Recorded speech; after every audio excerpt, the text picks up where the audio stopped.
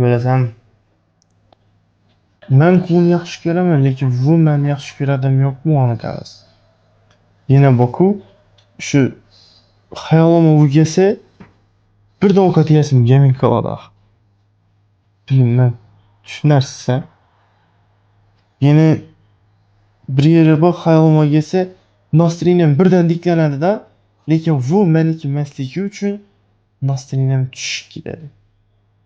Dim qiziq. Sen yaxshi ko'rib qolibsan. Lekin uni og'asi bor. Og'asini achab aytishni bilaman.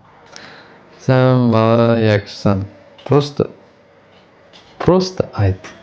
Men sizni, ukang'izni, singlingizni yaxshi ko'rib qoldim.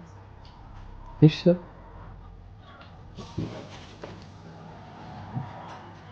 Men seni ukangni yaxshi ko'raman.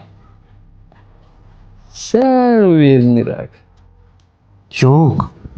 Men rostdan seni ukangni yaxshi ko'raman. Nima deysan shunga?